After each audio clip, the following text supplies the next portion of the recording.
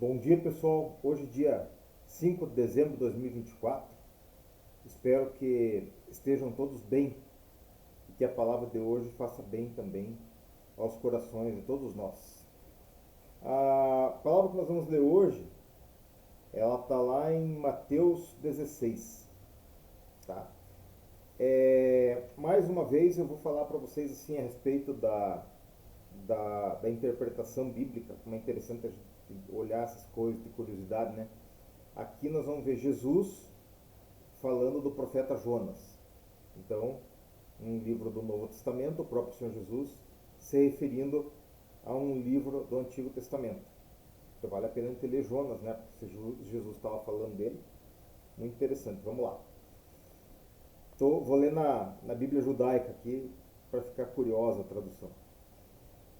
Mateus 16. Então alguns Purushim e Tzdukim, fariseus e saduceus, vieram com o objetivo de pôr Yeshua à prova, pedindo-lhe que ele lhes mostrasse um sinal do céu.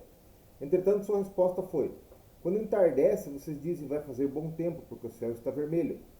E de manhã, hoje acontecerá uma tempestade, porque o céu está vermelho e nublado. Vocês sabem ler a aparência do céu, mas são incapazes de ler os sinais dos tempos. Uma geração perversa e adúltera pede um sinal? Com certeza, nenhum sinal lhe será dado, a não ser o sinal de Ioná, que é o de Jonas. Tendo dito isso, ele os deixou e foi embora. Mateus 16. Vejam, em primeiro lugar, como é que Jesus tratava os fariseus e saduceus. Não é que ele não gostasse do pessoal, né? Mas ele era contra o sistema religioso da época. Ele se refere aos fariseus e saduceus como uma geração mais adúltera, né? Imagine, eram os pastores e bispos da época lá, o pessoal que mandava.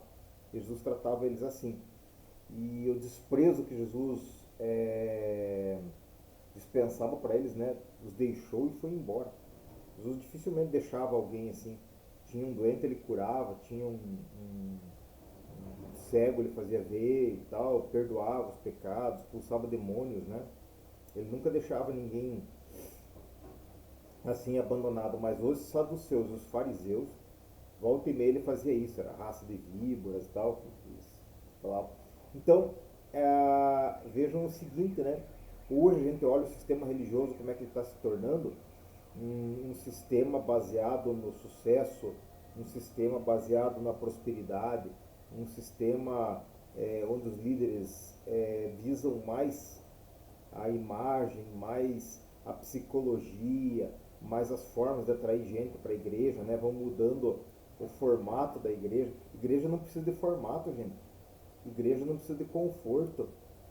Igreja é para congregação, para ouvir a palavra de Deus, para louvar, não precisa de conforto. É lógico que você pode ter uma boa cadeira ali para o pessoal sentar, pode, mas depende. Se fizer um cultinho de uma hora e pouquinho ali, maravilha. Se você for fazer um culto de 3 horas, você precisa de poltronas mesmo, né? Porque daí ninguém aguenta.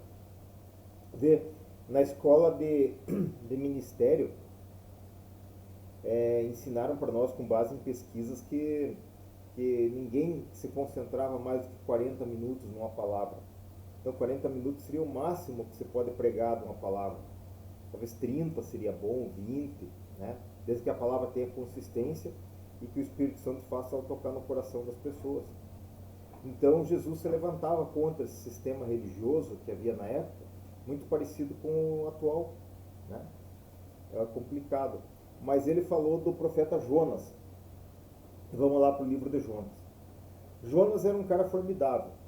Jonas era profeta e Deus falava com ele, porque Jonas 1 começa assim: certo dia o Senhor Deus disse a Jonas, filho da Amitai, apronte-se e vá à grande cidade de Nínive e grite contra ela, porque a maldade daquela gente chegou aos meus ouvidos. Vejam que Jonas pegou, Nínive era para cá, ele foi para Tarsis, que era lá para a Espanha, lá para o outro lado, lá longe.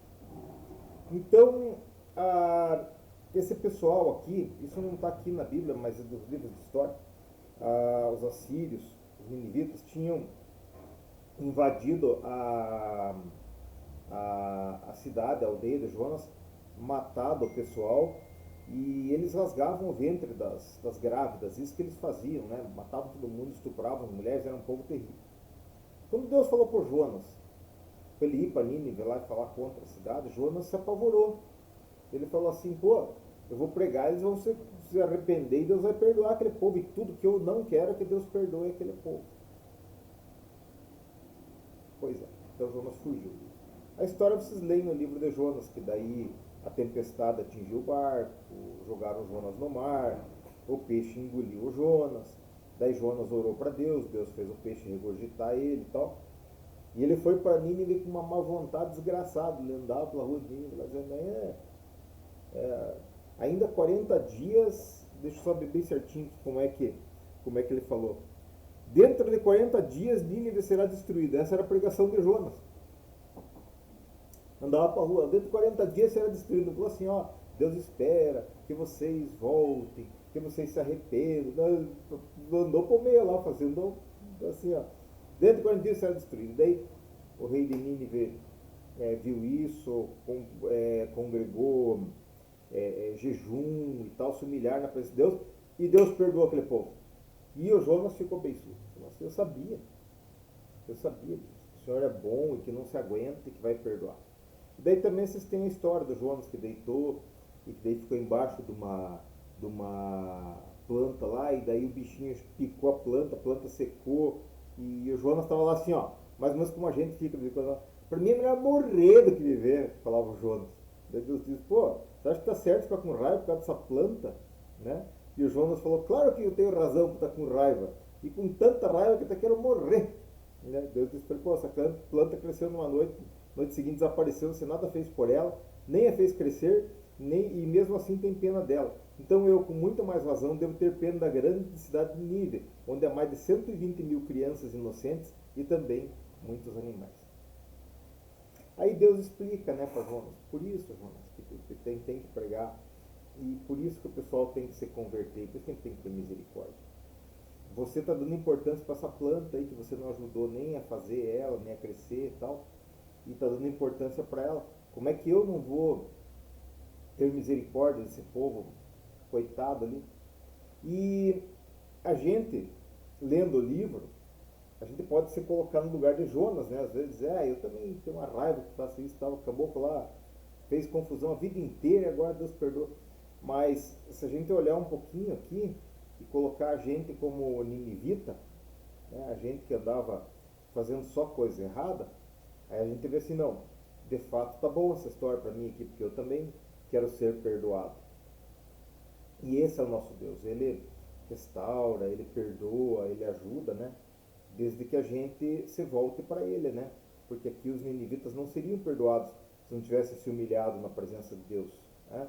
Se não tivesse voltado a Deus. Veja o que o rei falou, que todas as pessoas animais vistam roupas de pano grosseiro, que cada pessoa ore a Deus com fervor e abandone seus maus caminhos e as suas maldades. Talvez assim Deus mude de ideia, talvez o seu furor passe e assim não morreremos.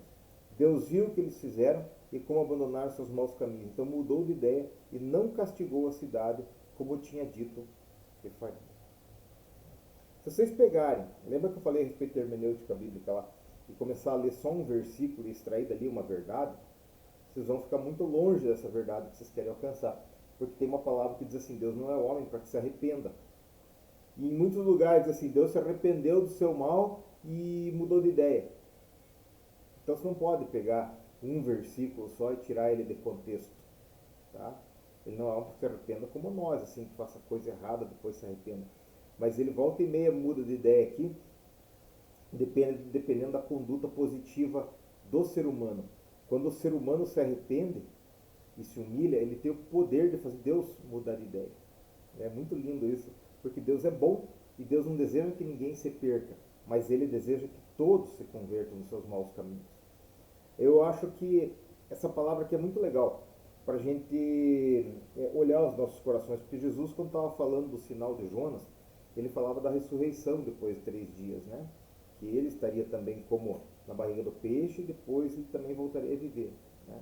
Estava mostrando para aquele pessoal que não queria entender o que estava acontecendo, porque os fariseus conheciam a lei, conheciam os profetas, mas não estavam entendendo que aquele ali era o Senhor da glória que tinha vindo da parte de Deus para a redenção dos pecados do mundo inteiro. Eles queriam entender só o que interessava para eles, que era os sinais dos dias, né? Hoje vai chover, hoje não vai chover, hoje isso, hoje aquilo. E nós hoje, nós nos preocupamos muito com os nossos conceitos, o que a gente acha certo, o que a gente não acha certo, o que a gente quer, as nossas necessidades, as nossas vaidades, né? E a gente às vezes afasta aquilo que Deus quer. Porque o que Deus quer, às vezes não é o que o nosso coração quer. Mas importa, numa vida de cruz, a gente abrir mão daquilo que a gente quer, às vezes, tá? E fazer aquilo que Deus quer, que é o mais importante e que vai ter mais resultado para nós. A minha oração para esse dia de hoje, para mim e para você, é assim: Senhor Deus, me ajude e faça com que eu deseje as coisas que o Senhor deseja, que eu queira as coisas que o Senhor quer, porque se a minha vontade estiver alinhada com a tua, eu vou fazer a tua vontade, a minha vontade também vai ser suprida, o Senhor fica satisfeito e eu também. Em nome de Jesus, que as coisas vão bem para você e para a tua casa. É por aí.